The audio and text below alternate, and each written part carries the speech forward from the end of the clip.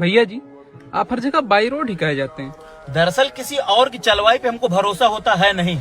अब ट्रेन और प्लेन तो हमको चलाने नहीं देंगे, और जब तक स्टीयरिंग अपने हाथ में न रहे अंदर से कॉन्फिडेंस नहीं आता।